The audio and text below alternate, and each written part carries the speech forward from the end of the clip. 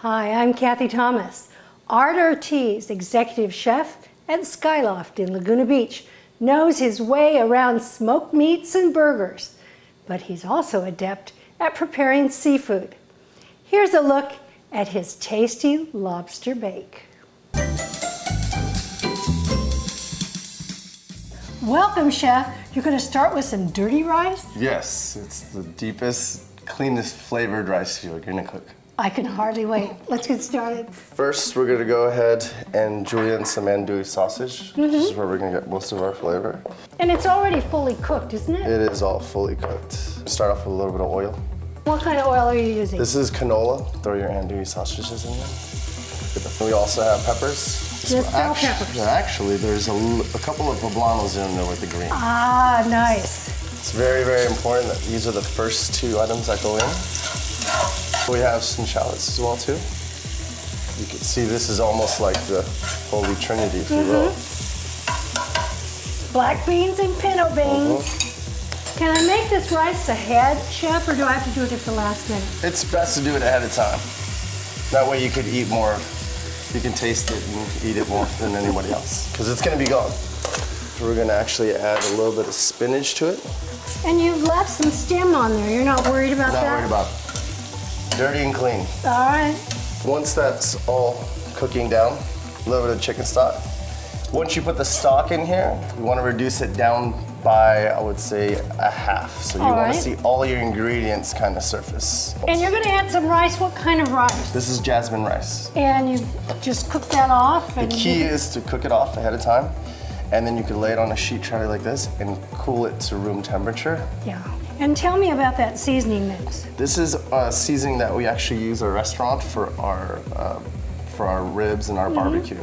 So a lot of viewers at home could use any of their favorite dry rubs. So we should probably taste this right now. Oh, you think? To adjust our seasonings. Typically, the last seasonings I leave are salt and pepper. I have to tell you, Chef, I love this rice.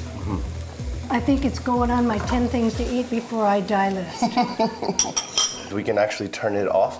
Okay. Because it's gonna accept all the flavors. The rice is cooked already. All the ingredients are cooked already, so you don't want to overcook. We're gonna char some lemons and we're going to make that beautiful lobster filling. Yes. You have a special cut you do on your lemons. We do. The goal is to have these lemons sit up nice. So what you want to do, you're gonna cut off on about a 45-degree angle on each side. And you're gonna leave a good amount where you can cut a straight line down the middle. Fingers back. And then all of a sudden they just fall naturally. We're just gonna set these down and they're gonna just sear up. We'll check them to make sure they have some color, and then we're gonna flip them back over. We call this a little bow tie cut. So we're gonna cut down the center here, and at the end, you're gonna cut one on this side, and the one on this side. Careful your fingers. Also, you wanna remember, when you trim, you can actually trim off these spiky bits right here. Ah. Kind of break it back, pull the whole tail meat out, and then you're gonna cut it off. You wanna hold that meat up because it's away from all the shells. And you wanna cut them in thirds. What we have here is our dynamite mix. We obviously have our secret recipe at the restaurant, but it's a little bit of mayonnaise. You could use Japanese mayonnaise, which is probably the top ingredient if you want to use. And we just mix it with a little bit of our dry seasoning and lemon juice. We're gonna mix it with the crawfish and the steamed lobster. You're gonna take the existing shells and we're gonna go ahead and stuff the shells back. So what you've got in here are the cooked crayfish and the cooked lobster and the sauce. Easy.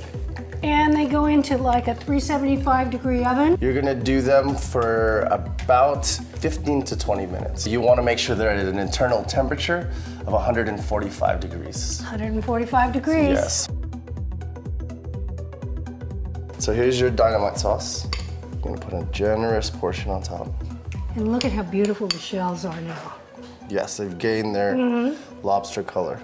We're gonna put a little bit of flame on top to get some color. In our kitchen, we call it Rage the Lobster. For anybody that doesn't want to buy a torch, can I put this under the broiler? Absolutely. All right. So now we're gonna go ahead and lay down our rice. We're gonna go ahead and grab our lobster tails.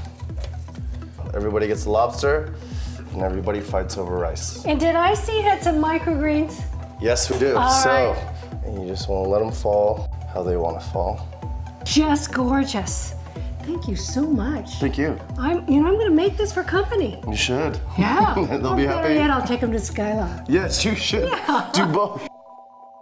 Here's a quick tip from Melissa's. Roasted potato salad is a perfect dish for a picnic. No mayo to worry about, and the preparation is easy. Start by roasting about 1.5 pounds of baby Dutch yellow potatoes. Preheat the oven to 425. Then you want to cut your potatoes, and if they're small or medium size, you can just cut them in half lengthwise. If they're a little bigger, I cut them lengthwise and then crosswise too.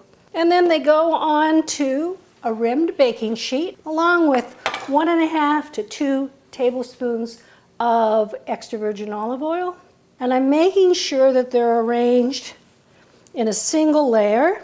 And then it's going to go into that preheated oven for between 25 and 30 minutes. You want them to be a little bit toasty, but not absolutely crunchy. So in they go.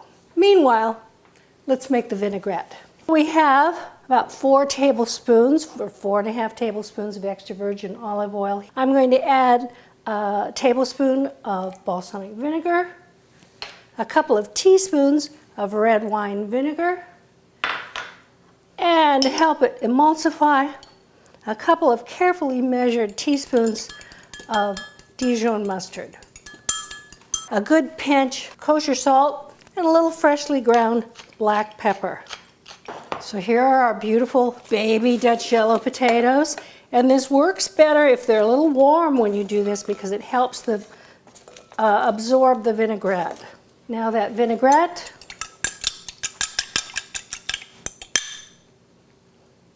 I've got a combination of chopped parsley and thinly sliced fresh chives. And a good toss. So I can make this a couple of hours in advance and keep it in the fridge, but I don't have to refrigerate it when I go on my picnic. Except, sometimes I like to put some crisp bacon along with this. Sometimes I like to switch up the herbs. Sometimes I put in a little bit of red onion, but it is delicious. I'm going to give it a taste. It's good and easy. The produce aisles are filled with so many delicious choices. Try something new, have an adventure.